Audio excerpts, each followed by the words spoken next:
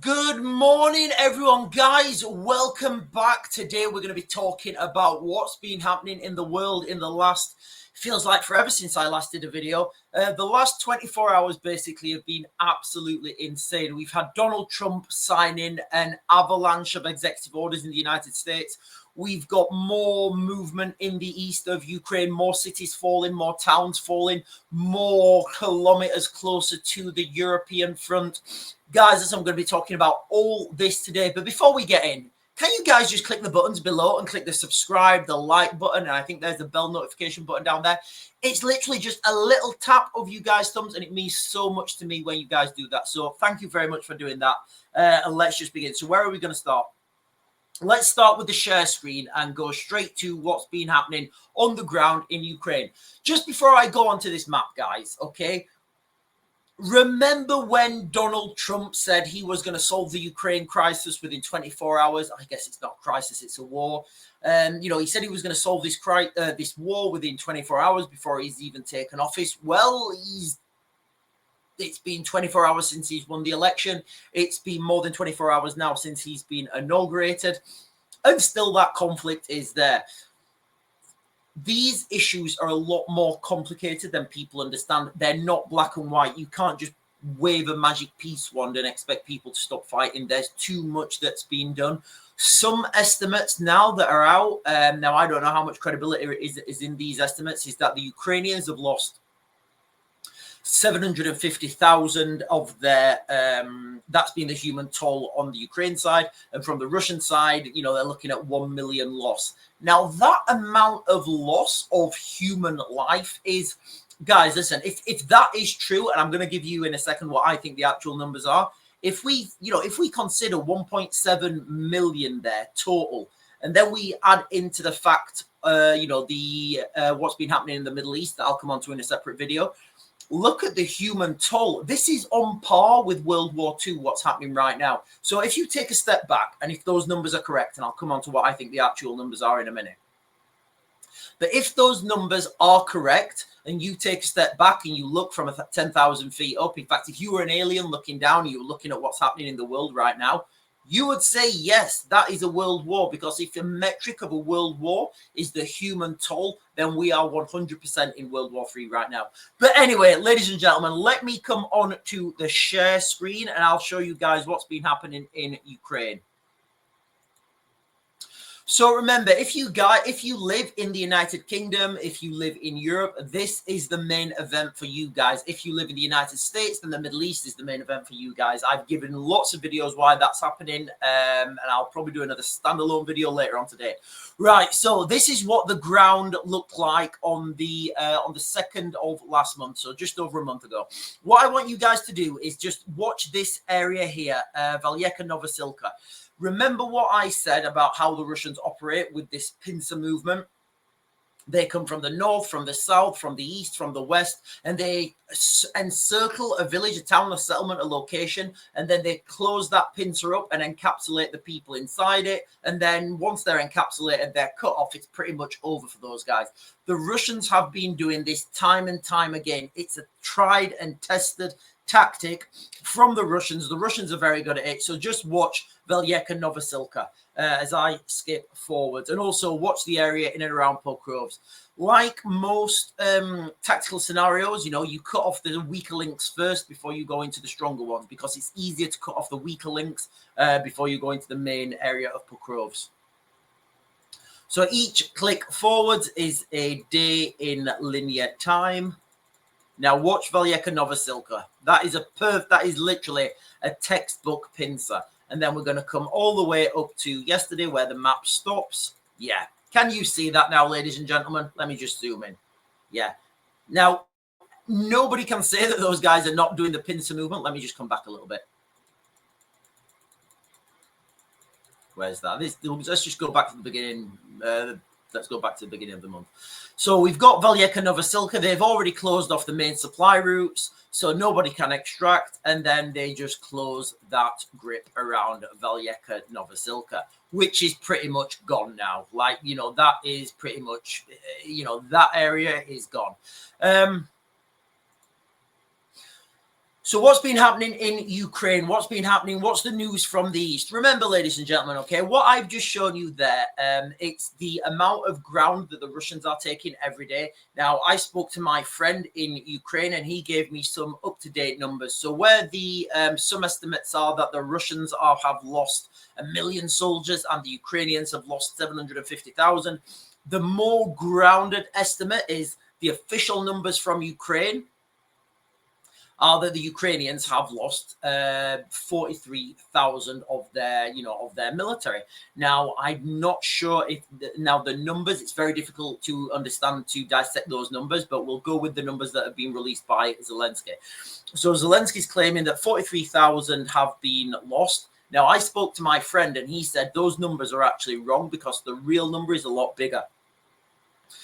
That number is just confirmed, and that means that they've confirmed those people, so they've got those bodies back and they can confirm who they are. My friend who works for an NGO out there who has he has insight into this, he was saying the number is more like 43,000 plus 70,000 that are non-confirmed, missing, unidentifiable, so there's another 70,000 on the top of that. Either way, this conflict, the human toll is absolutely ridiculous. So now it's turned out that from an article that I will share, in fact, I'll put these links in the descriptions, guys, because I do want to get through this video because I've got quite a few to do today. Russia rearming faster than thought for a possible NATO attack. In fact, I will share this with you guys real quick. Where are we? Let me get onto here. So NATO rearming faster than thought for possible attack on NATO. Now, there's some key remarks here. Russia is rearming faster than first thought for a potential attack on NATO. Germany's military point man in Ukraine has warned. On the eve of Donald Trump's inauguration, so the article's like a couple of days old, Major General Christian Freuding, maybe some relation, said that Russia, had already replaced missiles and tanks lost in its invasion of Ukraine. Okay, I'll come on to this after. The Russian armed forces are not just able to compensate for their enormous personal and material losses, they are successfully rearming. So if I'll continue and I'll give commentary afterwards. Vladimir Putin has reorientated the Russian economy to feed the war machine and has also brought extra supplies from Iran and North Korea, which Major General Freuding said, who is head of the German military task force, said was helping replenish the Russian, replenish its tanks, missiles, and drones. So what we can see there then is the Russian economy has now changed from, I guess a peace economy, whatever that means, to a war fighting economy, where all their economy now is geared around providing stuff for the military industrial complex. Now, at that phase of military, of war economy, if that war stops or they try and revert back to a peacetime economy, it's going to be bad for the economy because they will no longer have that industry of pushing people forwards, that industry of supply, goods, demand, and a supply chain. So right now, and this is what I'm getting from my sources in Ukraine, again, my sources in Ukraine, a lot of them are native, they speak Russian, so they're on Russian social media. And what they're saying is there are so many people in Russia now operating within the military industrial complex. It's gone from, normally this would be your prime military contractors. This has been subcontracted and subcontracted and subcontracted to where anybody with a garage, with machinery, with tooling is able to make something for the military industrial complex. For example, I'm just giving you guys this as an example. It may be the case that the Russians need a certain piece of metal cutting, reforming into, let's just say they need to cut scaffolding pipe to 20 centimeters long. I'm just making that up. So they can give that then to any garage, any workshop that has that cutting ability. And they say, right, okay, I will pay you X amount of rubles for every one of those that you produce. I will also provide the steel. So people are capitalizing on this now. People are making money. The problem we have here in the West is if that piece of scaffolding bar that I can cut, I can put, I can put a steel saw in my wood saw outside, and I could cut that to whatever lengths. Now, if I was to do that for the military-industrial complex, I would have to be vetted. I would have to have all the ESG ticks in the boxes. I would have to have staff. I'd have to have cybersecurity training, and all that costs money. So where the the Russians can just produce these for pence, my cost for that, if I was producing that for the military-industrial complex in Europe, because I have to jump through so much red tape, I have to put that cost up. So where, yes, you're getting a 20-centimeter piece of scaffolding pipe that is, what, a couple of pence, I would have to charge like a lot, like maybe 20, 30 pounds for that, because of the red tape I've had to jump through. Now, we're going to find out very soon whether mass or technology is the best option. I can argue for both, but that is what's literally happening right now, ladies and gentlemen. We have got the Russian military-industrial complex from the article that I've just shown you guys, and I'll put in the link in the description.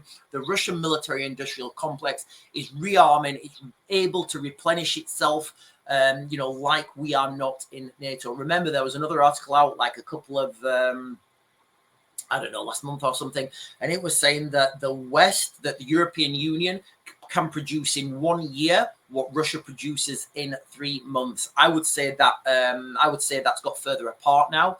Now the Russian military-industrial complex has become more efficient. It's got better at its undertaking. Also, remember the way that the Russian military work. The Russian military don't rely on trained soldiers. Their whole military is set up to use conscripts. That's just how it works. The Russian military accept a huge rate of attrition.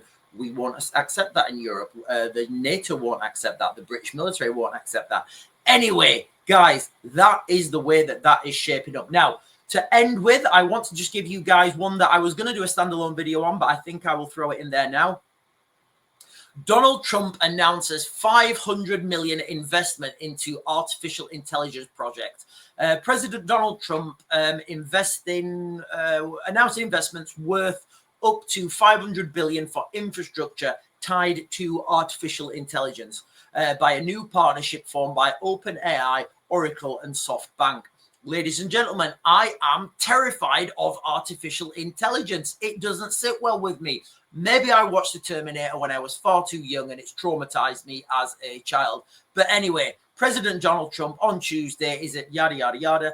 The new entity, Stargate, so that's what they're calling it, Project Stargate, or just Stargate, will start building out projects needed for the further development of the fast-evolving artificial intelligence in Texas, according to the White House. Listen, guys, I don't see anything good coming from artificial intelligence. Yes, I do get the argument. I do get the argument that being pitched by some that artificial intelligence is going to change the world. It is. Artificial intelligence is terrifying. It is. But the argument is we should develop artificial intelligence quicker than our adversaries so we control this. And by we, I mean the United States. And by we, I mean the United Kingdom as a vassal state of the United States. Ladies and gentlemen, remember, months ago, I gave you guys the speculation, my opinion, my analysis that when this was all over, whatever this is, the United Kingdom would become part of the United States. So now we can see the rhetoric building up that the United Kingdom wants to be part of this new artificial intelligence powerhouse. We've got Donald Trump investing heavily, announcing investments of $500 billion, into artificial intelligence. Listen, I don't think anything good comes of Iron Maiden. I don't think anything good comes of artificial intelligence.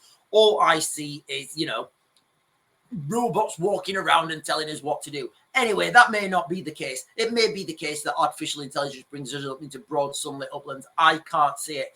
Anyway, guys, I think I focused in on everything. The jux of this video was nothing's gone away. Nothing stopped. If you live in Europe, if you live in the United Kingdom, the conflict in Ukraine is going to drag everyone into that, guys, at some point.